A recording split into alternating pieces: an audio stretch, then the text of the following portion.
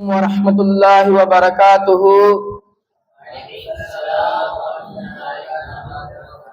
نحمده ونصلي على رسول الكريم أما بعد فقد قال الله تعالى في القرآن الكريم وفي القرآن المجيد بعد أعوذ بالله من الشيطان الرجيم بفضل بسم الله الرحمن الرحيم إن الله وملائكته صلوا على النبي يا أيها الذين آمنوا صلوا عليه وسلموا تسليما اللهم صل على سيدنا محمد وعلى آل سيدنا محمد وبارك وسلم عليه.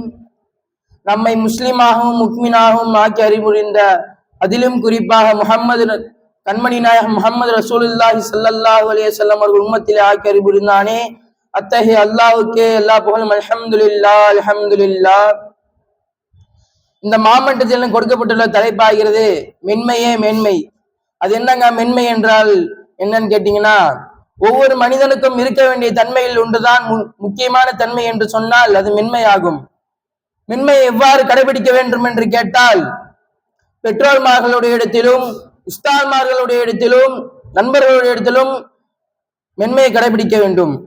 இதை பற்றி ரசூலுல்லாஹி ஸல்லல்லாஹு அலைஹி வஸல்லம் அவர்கள் ஹதீஸ் சொல்கிறார்கள். இந்த ஹதீஸ் ஆகிய முஸ்லிமில் பதிவிடப்படுகிறது. யர்ஹமுல் ரிஃப்க யர்ஹமுல் கைர். யார் ஒருவர் தன்னுடைய மென்மைத்தனத்தை இழந்து விடுகிறார்களோ அவர்களுடைய நன்மையும் இழந்து கொண்டே வரும் என்று நபி ஸல்லல்லாஹு அலைஹி வஸல்லம் அவர்கள் கூறியிருக்கிறார்கள். உதாரணமாக, ஒரு வாலிபன் இருக்கான். அந்த வாலிபன் வீட்டுக்கு போறான். அவங்க அம்மா தம்பி கடைக்கு போயிட்டு வாப்பான்னு சொல்றாங்க. உடனே என்னெல்லாம் போக முடியாதுமா, உங்களுக்கு கை இருந்த காலம் தான் அல்லாஹ் உங்களுக்கு தான் கொடுத்துருக்கான், நீங்களும் போயிட்டு வாங்க அப்படின்னு சொல்லி திமிரா பேசுறான். உடனே எங்க அப்பா வந்துடுறாரு. அவங்க அப்பா பார்த்துட்டு, என்னடா அம்மாட்ட எவ்வளவு இப்படிலாம் போய் பேசலாமாடா அப்படின்னு அவங்க அப்பா கேட்கிறாரு. அப்பா சொல்றாரு, வீட்டுல சும்மாதானா இருக்க, அம்மா சொல்றது கேட்டா என்ன வேண்டா, நீங்க சொல்றதான் கேட்கணும், எனக்கு அவசியம் இல்லை அப்படின்னு அப்பாட்டே திமிரா பேசுறான். பேசிட்டு இருக்கும் போது இதை பற்றி ஒரு ஹதீஸ் எனக்கு தெரிய வந்தது.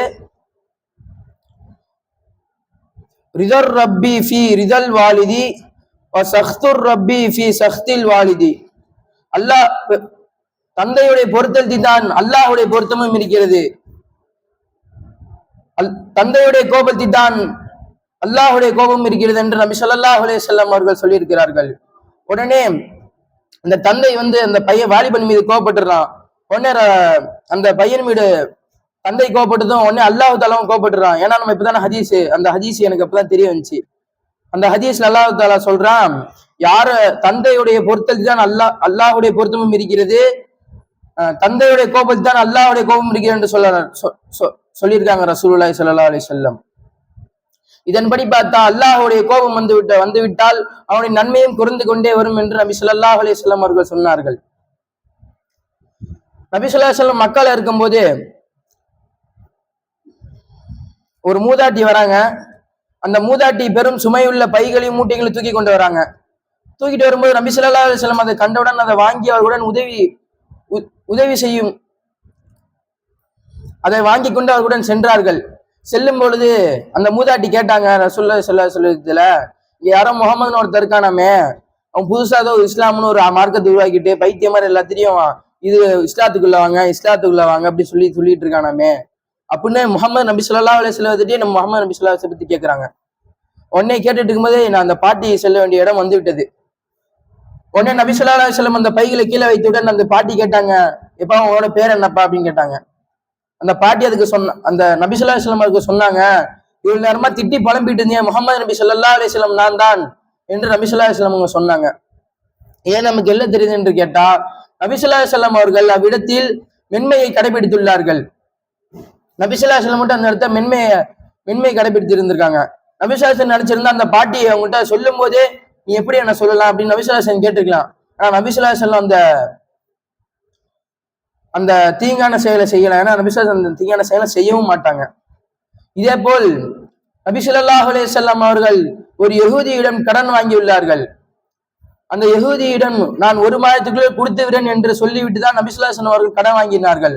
ஆனால் அந்த யஹூதி 1 மாதத்துக்குள்ளே நபி ஸல்லல்லாஹு அலைஹி வஸல்லம் அவர்களிடத்தில் என்னிடம் வாங்கின கடன் எங்கே அப்படின்னு நபி ஸல்லல்லாஹு அலைஹி வஸல்லம் அவர்களிடத்தில் கேட்டார்கள். கழுத்தை பிடித்து நெரித்து விட்டார்கள். நபி ஸல்லல்லாஹு அலைஹி வஸல்லம் அவர்கள் கழுத்தை பிடித்து. உடனே உமர் ரலியல்லாஹு தஆலா அவர்களுக்கு கோபம் வந்து விட்டது. யார் ரசூலல்லாஹ், நீங்கள் ஒரு வார்த்தை சொல்லியிருந்தால் போதும், அவனுடைய தலையை நான் துண்டாக ஆக்கியிருப்பேன் என்று உமர் ரலியல்லாஹு தஆலா ரசூலுல்லாஹ்விடம் சொன்னார்கள். அதுக்கு ரசூலுல்லாஹ் ஸல்லல்லாஹு அலைஹி வஸல்லம் உமர் ரலியல்லாஹு சொன்னாங்க, உமரே கோவப்படாத, ஏன்னா இது அவனுடைய அந்த யஹூதியுடைய செல்வம் ஆகிறது, அவனுக்கு எப்ப வேணா வந்து கேட்பான், ஏன்னா அது அவனுடைய காசு, அவனுக்கு உரிமை இருக்கு, இதை நீ கோவப்படாத, அல்லாஹ் தஆலா அப்ப உன் மீது கோவப்பட்டுவான் என்று சொல்லியிருக்காங்க. ரசூலுல்லாஹி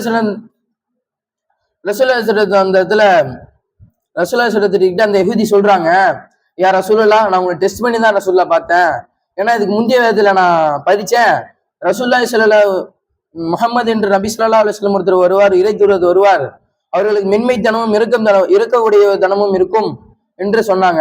நான் அதை உங்கள்கிட்ட டெஸ்ட் பண்ணி பார்க்க தான் ரசூலுல்லாஹ் அந்த மாதிரி செஞ்சேன், நான் மன்னிச்சிருங்க ரசூலுல்லாஹ், நான் இஸ்லாத்தை தழுவிடுறேன் ரசூலுல்லாஹ்னு சொல்லிட்டு அவங்க இஸ்லாத்தை தழுவுறாங்க. இதே நமக்கு என்ன தெரியுதுன்னு கேட்டீங்கன்னு வச்சுக்கீங்கன்னா, நபி ஸல்லல்லாஹு அலைஹி வஸல்லம் விடுதல் மென்மையை கையாள என்று அந்த நபி அந்த யஹூதி இஸ்லாத்தை தழுவிருப்பானா என்று கேட்டால் கிடையாது. நபி ஸல்லல்லாஹு அலைஹி வஸல்லம் தாயிப் நகரத்திற்கு இஸ்லாத்தை எத்தி வைக்க போகிறாங்க.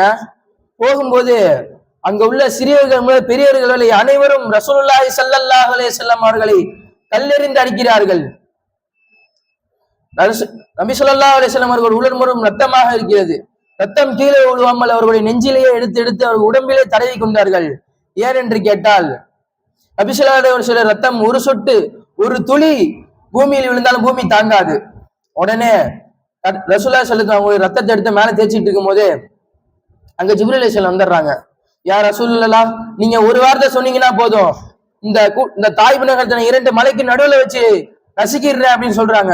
ரசூலுல்லாஹி ஸல்லல்லாஹு அலைஹி சொல்றாங்க, வேண்டாம் வேண்டாம், இவர்கள் இஸ்லாத்தை ஏற்றுக்கொள்ள இவர்களுடைய சமுதாயங்களாச்சு இஸ்லாத்தை ஏற்றுப்பாங்க என்று நபி ஸல்லல்லாஹு அலைஹி வஸல்லம் அவர்கள் சொன்னார்கள்.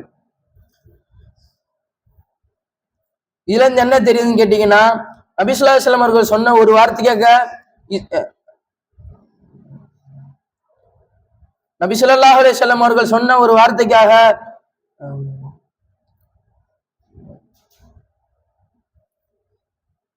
நபி ஸல்லல்லாஹு அலைஹி வஸல்லம் அவர்கள் சொன்ன ஒரு வார்த்தைக்காக ஜிப்ரீல் அலைஹிஸ்ஸலாம் அவர்கள் விட்டு விட்டார்கள். அவர்கள் விட்ட காரணத்தினால் தான் நம் இப்பொழுது முஸ்லிமாக இருக்கிறோம். அவர்களுடைய சமுதாயத்தை ஒருவர் தான் இஸ்லாத்தை தழுவி நமக்கு இஸ்லாத்தை எடுத்துட்டு வந்தாங்க. அவங்க இஸ்லாத்தை ஏற்றுக்காம நபி ஸல்லல்லாஹு அலைஹி வஸல்லம் கோபத்துல இதை நம்ம அந்த இடத்துல கல்லெடுத்து ஏதாச்சும் வச்சிருந்தாங்க, நம்ம சும்மா இருப்போமா? தூக்கி கல்லெடுத்து அறாவன மண்டையை ஒர்றான்னு சொல்லிட்டு நம்ம அடிச்சு உடச்சிருப்போம் மண்டையில நேரத்துக்கு. ஆனா ரசூலுல்லாஹி ஸல்லல்லாஹு அலைஹி வஸல்லம் அப்படி செய்யல, மென்மையை கடைபிடிச்சிருக்காங்க. மென்மையை கடைபிடிச்சதுனால நமக்கு இப்ப இஸ்லாத் வந்திருக்கு. இஸ்லாத்தை நபி ஸல்லல்லாஹு அலைஹி வஸல்லம் இடத்துல மென்மை கடைபிடிக்கணும், நம்ம இஸ்லாம் வந்திருப்போமான்னு கேட்டா கிடையாது. நானும் இந்த இடத்துல பயணம் பேசியிருக்க மாட்டேன், நீ இந்த இடத்துல உட்காந்து குறிப்பெடுத்திருக்க மாட்டீங்க, பயணம் கேட்டிருக்க மாட்டீங்க. அப்படின்னு பார்த்தா நபி ஸல்லல்லாஹு அலைஹி வஸல்லம் அவர்கள் பின்பற்றி மென்மையை கடைபிடித்து இவ்வுலகிலும் மறுமை வாழ்விலும் வெற்றி பெற பாக்கி அல்லாஹ் தஆலா உங்களுக்கு அங்கம் தந்தர் புரிவானாக. வாஹிர் தவானா அல்ஹம்துலில்லாஹி ரப்பில் ஆலமீன். அஸ்ஸலாமு அலைக்கும் வரஹ்மத்துல்லாஹி வபரகாத்துஹு.